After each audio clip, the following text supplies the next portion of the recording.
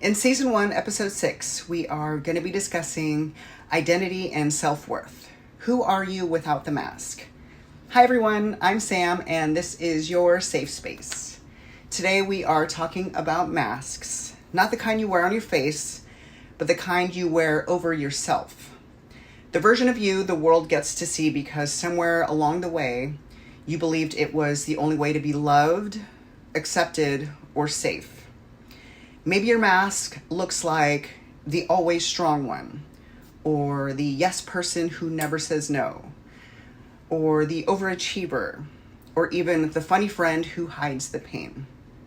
The truth is, these masks aren't who we are. They're who we learn to be to survive. But what happens when the mask becomes your whole identity? When you start wondering, if I take this off, will anyone still want me? That's where we're going today, into the space beneath the mask where your wholeness lives. I just like to take a minute for my shirt. I thought it would be a great shirt to wear today. The hell I won't!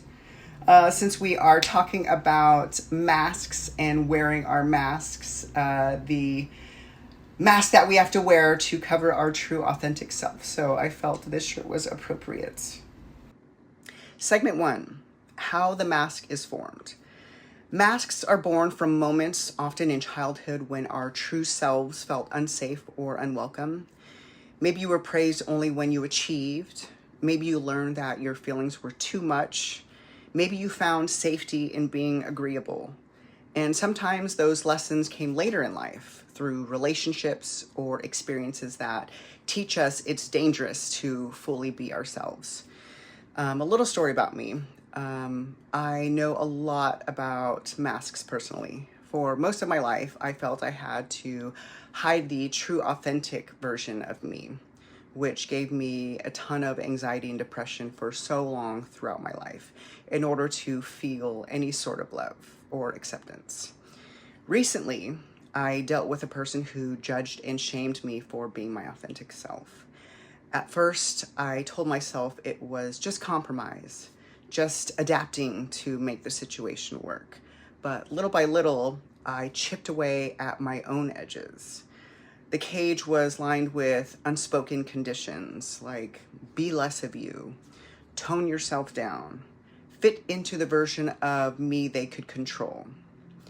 Over time, I could feel myself shrinking, becoming quieter, duller, easier to manage. It wasn't just that I didn't recognize myself anymore. It was that I couldn't find myself anymore. Then came the moment that changed everything. It was as if a fog lifted and I saw with painful clarity, this isn't me. This isn't my life. I've hidden my truth just to survive this. That clarity was both a gift and a heartbreak because I realized the real me, the one who felt true and alive, had been locked away for so long just to keep the peace. But once I finally left the situation, the work began, not just to remember who I was, but to fiercely protect her. Now I am more cautious with my circle, more selective with my trust, because I will never again hand my true self to someone who sees her as too much or not enough. Segment 2, the cost of the mask. Masks are survival tools. They keep us safe when being ourselves feels too risky. But here's the truth. What protects you in the short term can quietly harm you in the long term. When you live behind a mask, you say yes when your whole body is screaming no, and then feel resentful or drained. You silence your feelings until you can't even name what you're feeling anymore. You confuse achievements with the worth, always chasing the next accomplishment just to feel enough for a moment. Or you draw in relationships that love the role you play, not the real you, meaning if you change, they might leave. Or you carry exhaustion like it's normal because performing takes energy you never get back. The hardest part is this. When people only know you through the mask, you start to believe the mask is all you have to offer. And that's why taking it off feels terrifying. Because if the mask is gone, what's left? The answer is you, the real you, the one who deserves love, respect, belonging without having to earn it. And a reflection for this segment is, where in my life am I performing, and what am I afraid would happen if I stopped? In segment 3, we are meeting the you beneath the mask. Removing the mask isn't a single dramatic moment, it's a slow peel back. And underneath, you might find confusion. You may not know what you want, what you like, or how to speak without filtering yourself. And that's okay.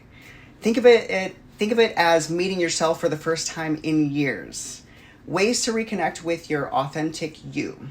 The first one, you might pause before answering. Give yourself a breath before responding to invitations, requests, or questions. Ask, what do I actually want here? The second one is notice your body cues. A yes often feels like expansion, a softening in your chest or an energy lift.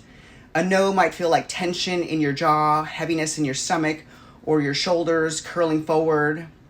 The third one is journaling without an audience. Write as if no one will ever read it. Let yourself be messy, contradictory, and brutally honest. This is where the mask starts to loosen.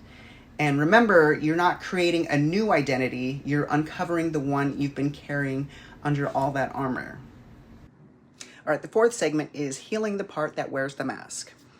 The mask isn't just protecting your image, it's protecting a tender young part of you, your wounded inner child, the part who still remembers what it felt like to be shamed, ignored, or told they were too much. When you take the mask off without addressing this part, you might feel exposed or unsafe. That's why healing is essential. Some ways to begin healing. Have an inner child dialogue. Place your hand on your heart and say, you don't have to perform to be loved anymore. You're safe with me now. Another one is safe spaces for unfiltered self-expression. This could be through therapy, a support group, or one deeply trusted friend who celebrates your raw honesty. Another one is small truth-telling experiments. Share a real opinion, set a small boundary, or express a need, and notice that you can survive it. Each act builds trust with yourself. This part of you doesn't need to be fixed. It needs to feel seen, heard, and protected, especially by you. Segment 5, living without the mask. Taking off the mask isn't a one-time event. It's a lifelong practice. There will be days where you feel brave and unapologetically yourself, and days when the old patterns whisper that it would be easier to hide again. That's normal. Healing is not about never putting the mask back on. It's about noticing when you do and choosing to remove it faster each time. What living unmasked really means. It's not about sharing every vulnerable detail with everyone you meet. It's about living in a way where your inner self and your outer self match, where you don't feel the constant pressure to edit, shrink, or pretend. When you live without the mask, your boundaries become clear and consistent. You know your yes and your no, and you trust them. Your worth stops being conditional, and you no longer feel like you have to earn love or approval through overachieving, caretaking, or people-pleasing. You attract relationships that feel safe. These are connections where your messy, silly, soft, strong, and emotional sides are all welcome. You stop performing and start participating in your own life. You make choices that light you up instead of impressing others. And the emotional payoff is without the mask, you feel lighter because you're no longer carrying the weight of pretending. You feel more connected because real intimacy is only possible when you're showing the real you. And you might also feel freer because you can take up your full space without apology. Also rooted because your sense of self-worth comes from inside, not from how others respond to you. How to sustain it. Keep a truth check-in ritual. Once a week, ask yourself, where have I been honest with myself? And where have I hidden? Surround yourself with expanders. Be around people who inspire you to be more of yourself, not less. Protect your inner child. If someone treats your authenticity like a flaw, they're not your people. Celebrate small wins. Every time you say no without guilt, express a real feeling or show up as you are, pause and acknowledge it. This is how you rewire your nervous system to feel safe being you. And a mantra for this stage is, I will not trade my authenticity for acceptance. The people meant for me will love the unmasked me. And a reflection for this segment is, what would my life look like if I never again had to wear a mask for safety or love? In closing, for our weekly reflection and final message, before we wrap up, I want you to hear this. If you've been living behind a mask, there is nothing wrong with you. You built it because at some point in your life, you needed it. It kept you safe, it got you through, and for that, we can thank it.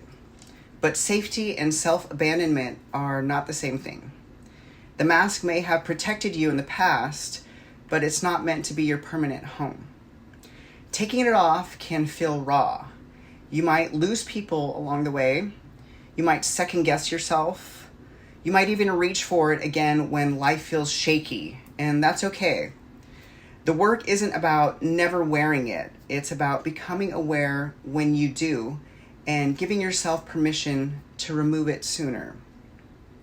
The truth is, your unmasked self is enough. He or she is not too much. He or she is not lacking. He or she is whole, worthy, and deeply needed in this world. This week, I invite you to try this reflection. Where in my life am I still wearing a mask? And what's one small way I can let my true self breathe this week? Maybe it's speaking your opinion in a meeting. Maybe it's saying no without over-explaining. Or maybe it's wearing the clothes that you feel most like you, even if no one else gets it. Every small act of truth is a step toward freedom. So until next time, remember, this space was made for you. You are already enough. You belong here exactly as you are, and it's more than okay to simply exist and breathe.